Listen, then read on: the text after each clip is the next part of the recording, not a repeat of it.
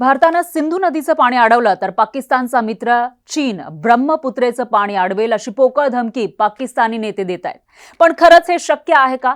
चीनने पाणी अडवलंच तर भारतावर त्याचा काय परिणाम होईल बघूयात या व्हिडिओमध्ये. पहलगाम हल्ल्यानंतर भारतानं पाकिस्तानवर वॉटर स्ट्राईक केलं आणि सिंधू नदीचं पाणी अडवलं. त्याच्यामुळे पाकिस्तान हा बिथरलेला आहे. एकीकडे भारतानं ऑपरेशन सिंदूर अंतर्गत अनेक एअरबेस नेस्तनाबूत केले, त्याचबरोबर दहशतवाद्यांची तळं उद्ध्वस्त केली आणि अर्ध्या पाकिस्तानात आता या वॉटर स्ट्राईकमुळे पाणीबाणीची स्थिती येण्याची शक्यता आहे. मध्यंतरीच्या काळामध्ये दोन्ही देशांमध्ये संघर्ष झाला. भारतानं ऑपरेशन सिंदूर राबवत पाकिस्तानातील दहशतवाद्यांच्या अड्ड्यांचं आणि त्याचबरोबर भारताविरोधात आगळीक करणाऱ्या पाकिस्तानचंही मोठं नुकसान केलेलं होतं. हे नुकसान बघून पाकिस्ताननं शस्त्रसंधीसाठी धावा केला आणि त्यानंतर दोन्ही देशांमध्ये शस्त्रसंधी झाली. पण भारतानं केलेल्या वॉटर स्ट्राईकमुळे पाकिस्तानची पुरती झोप उडालेली आहे. कारण भारतानं जास्त काळ पाणी रोखून धरलं सिंधू नदीचं तर पाकिस्तानात मोठा दुष्काळ पडेल आणि आधीच भिके लागलेला पाकिस्तान हा रसातळाला जाण्याची शक्यता वर्तवली जाते. अनेक तज्ज्ञ याविषयी अंदाज वर्तवताना दिसून येतात. कारण पाकिस्तानचा पंजाब प्रांत हा पूर्णपणे सुकून जाण्याची शक्यता आहे. त्यामुळे पाकिस्तानला सिंधू नदीचं पाणी हवंय, पण कोणत्या तोंडानं मागणार? त्यामुळे पाकिस्ताननं भारतावर दबाव आणण्यासाठी वेगळीच शक्कल लढवलेली आहे. जर भारतानं पाकिस्तानचं पाणी अडवलं तर त्याचा मित्र चीन ब्रह्मपुत्रेचं पाणी अडवेल अशी वातावरण निर्मिती करायला सुरुवात केली आहे. पाकचे नेते राणा एहसान अफसल यांनी ट्विटरवर एक पोस्ट केलेली आहे. एक्सवर एक पोस्ट करत त्यांनी पोकळ धमकी दिलेली आहे आणि या पोस्टमध्ये ते म्हणतायत, ज्या प्रकारे भारतानं इंडस नदी म्हणजेच सिंधू नदीचं पाणी पाकिस्तानला थांबवलेलं आहे, अडवलेलं आहे, त्याचप्रमाणे चीन देखील ब्रह्मपुत्रा नदीचं पाणी भारताला थांबवू शकतं, म्हणजेच भारताकडे येऊ देणार नाही. आणि असं झालं तर पूर्ण जग युद्धाच्या उंबरठ्यावर असेल अशी धमकी त्यांनी दिली.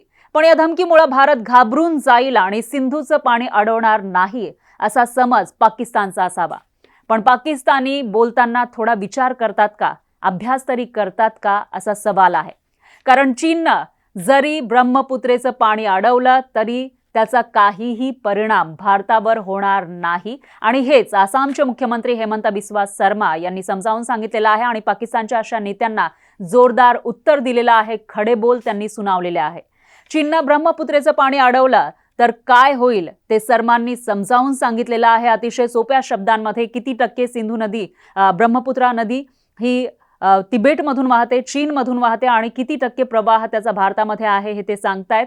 ब्रह्मपुत्रेच्या एकूण प्रवाहामध्ये चीनचा वाटा 30 ते 35% इतकाच आहे आणि उर्वरित 65 ते 70% वाटा हा भारताचा आहे.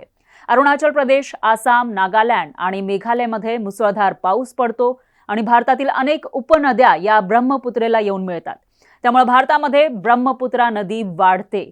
इंडो चायना बॉर्डरवर म्हणजेच इंडिया आणि चायनाची जी बॉर्डर आहे त्या ठिकाणी नदीचा प्रवाह 2000 ते 3000 घनमीटर इतका आहे आणि तेच आपण आसामच्या मैदानी भागामध्ये बघितलं तर पावसाळ्यामध्ये या नदीचा प्रवाह म्हणजेच ब्रह्मपुत्रा नदीचा प्रवाह 15 ते 20,000 घनमीटर पर्यंत वाढतो.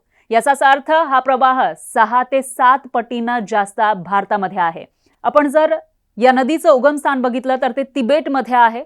तिबेटमधल्या हिमालय इथल्या मानसरोवर या ठिकाणी या नदीचा उगम होतो आणि तिथे छोटीशी ही नदी वाहताना दिसून येते. ही नद्या वितळतात, त्याचबरोबर पाऊस पडतो किंवा तिथं असलेल्या ज्या छोट्या नद्या आहेत त्याच्यामुळे ही नदी प्रवाहित होते आणि त्याच्यानंतर पुढे प्रवाह याचा भारतामध्ये येऊन मिळतो. अरुणाचल प्रदेशमध्ये ही नदी भारतात येते आणि त्याच्यानंतर ही नदी आसाममध्ये मोठी झालेली आपल्याला पाहायला मिळते, ब्रह्मपुत्रा नदी. आणि त्यानंतर भारताच्या पूर्वेकडे असलेला जो बांगलादेश आहे तेथून ही नदी पुढे वाहत जाते आणि त्याच्यानंतर बे ऑफ बेंगॉल म्हणजेच बंगालचा उपसागरला जाऊन मिळते.